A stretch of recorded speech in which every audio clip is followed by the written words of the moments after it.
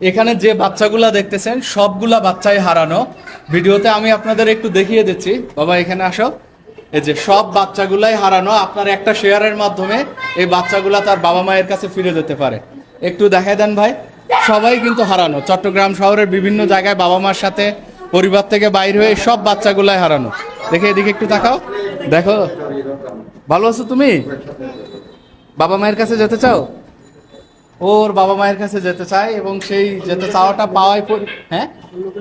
তোমার লোকেশন কোথায়? তোমার বাড়ি কোথায়? বাড়ি কোথায়? তোমার বাড়ি কোথায়? নবপুর।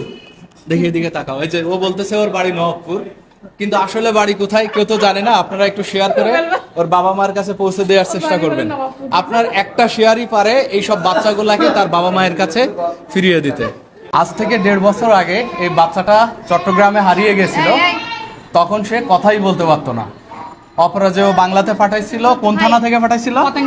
পতেঙ্গা থানা থেকে। তা আজকে সে 1.5 বছর পরে তার মাকে খুঁজে পেয়েছে জুয়েল ভাইয়ের ভিডিওর মাধ্যমে।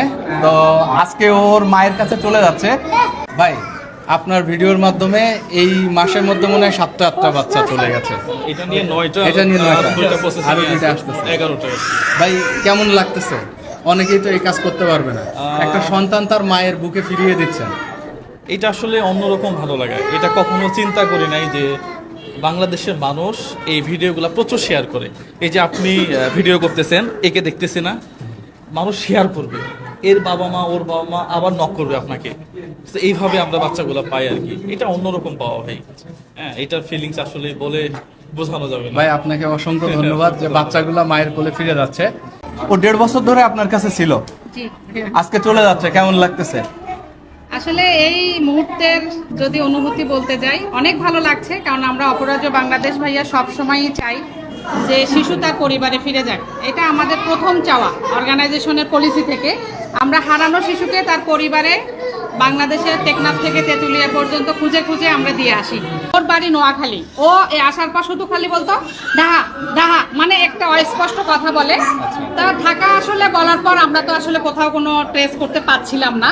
সে কারণে সে 1.5 বছর ধরে আমাদের কাছে এসছে। কিন্তু ও কিন্তু আমাদের চিটাগাংয়ের একদম কাছেই শহরেই থাকে। বদ্দারহাট বাস টার্মিনাল ওর মা বাবা থাকেন। তা আমরা চাইলে এটা যদি সে বলতে পারতো, ইনশাল্লাহ আমরা গিয়ে দিয়ে আসতে পারতাম, যেহেতু এটা শহরের মধ্যে। তা যাক, দেরিতে হলেও আমরা আসলে অনেক বেশি খুশি এবং আনন্দিত। অন্তত জুয়েল ভাইয়ের যে পেজ আছে সেই পেজ দেখে শিশুর পরিবার শিশুকে শনাক্ত করতে পারছে। আপনার ছেলে তো তখন কথা বলতে পারতো না, এখন কথা বলতেছে। মাশাআল্লাহ, এখন অনেক ভালো লাগতেছে আমার থেকে। ধন্যবাদ আমার। আচ্ছা।